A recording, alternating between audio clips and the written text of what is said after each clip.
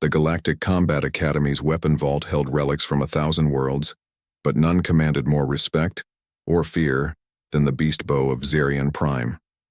For 3 decades, it had remained untouched in its crystalline case, a monument to the hubris of those who dared approach it.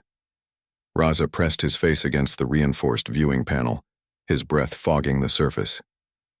"It's magnificent," he whispered, studying the bow's obsidian frame that seemed to drink in the vault's sterile lighting. Veins of crimson energy pulsed along its surface like a living heartbeat. "Magnificent and deadly," Anna replied, standing beside him with her arms crossed. The human cadet's dark eyes reflected the bow's ominous glow. 17 species have tried to wield it. All failed. The weapon's history was legend throughout the Academy.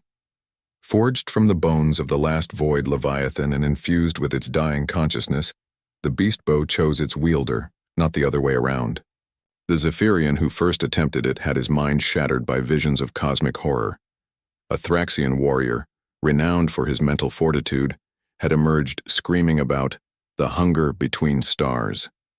Even the telepathically gifted scions of Altair couldn't establish a connection without suffering permanent neural damage. "The professors say it's sentient," Raza continued, his scaled fingers tracing patterns on the glass. The Drakmarian's natural affinity for ancient weapons made him uniquely sensitive to their emanations. "I can feel it. Waiting." Anna stepped closer to the case, her movement triggering the proximity sensors.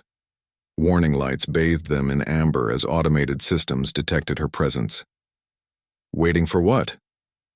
"For someone worthy," came a gravelly voice behind them. Master Corvin, the Academy's chief weapons instructor, approached with his characteristic heavy gait. The old Tyrellian's 4 arms gestured dismissively at the display. "Or someone foolish enough to try." The trio stood in contemplative silence. Around them, other students hurried past, giving the beast bow's exhibit a wide berth. Most species had learned to fear what they couldn't understand or control. "Permission to examine the weapon, Master Corvin," Anna said suddenly, her voice steady despite the magnitude of her request. Both Raza and Corvin turned to stare at her. The human stood perfectly still, her gaze fixed on the bow with an intensity that made the air around them feel charged. "Absolutely not," Corvin replied immediately. "The risk assessment protocols have been followed by 17 different species," Anna interrupted, something unprecedented in Academy culture. "All of whom approached it with fear, reverence, or conquest in their hearts." She turned to face the instructor, her expression calm but determined. "Humans don't see weapons as objects to be feared or conquered. We see them as tools, extensions of our will." Corvin's compound eyes studied her carefully. In his 50 years of instruction, he'd seen countless cadets attempt to prove themselves through dangerous stunts. But something in Anna's demeanor was different, a quiet confidence that spoke of understanding rather than bravado. "The bow has rejected every attempt," he said slowly. "What makes you think?" "Because they were all trying to master it," Anna explained, stepping back to the case. "But mastery implies domination. The beast bow doesn't want a master. It wants a partner." Raza felt the weapon's energy shift, a subtle change in its psychic emanation that sent shivers down his spine. "Anna, I don't think this is wise.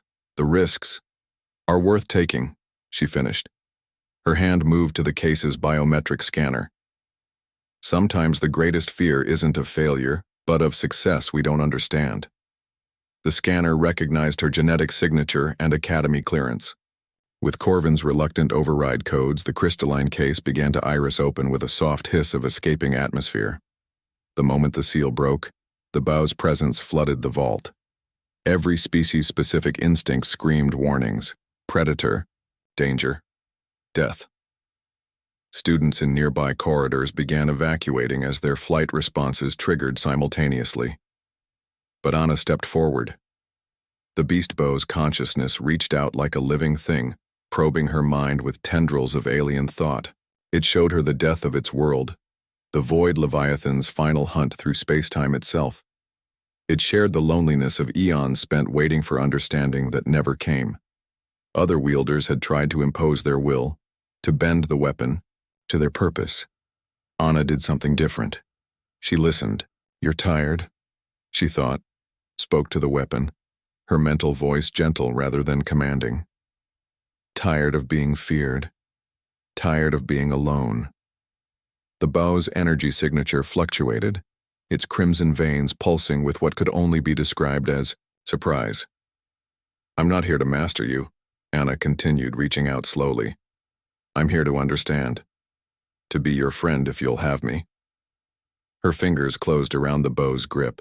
The weapon's consciousness touched hers fully then, and instead of the cosmic horror that had driven others mad, Anna found something else. Loneliness. Ancient, profound loneliness that resonated with humanity's own long journey through the dark, between stars. The beast bow sang. It was a sound beyond hearing, a harmonic resonance that filled the vault with purpose and peace. The weapon's form shifted subtly, its obsidian surface warming to match Anna's body temperature.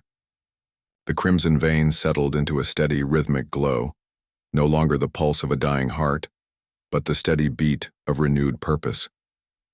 Anna lifted the bow experimentally. It felt perfectly balanced in her hands, as if it had been crafted specifically for her grip. More than that, it felt grateful. "Impossible," Corvin breathed, his voice filled with awe.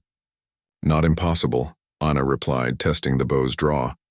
Energy arrows materialized automatically, formed from the weapon's own consciousness. Just misunderstood, humans have a gift for befriending the lonely.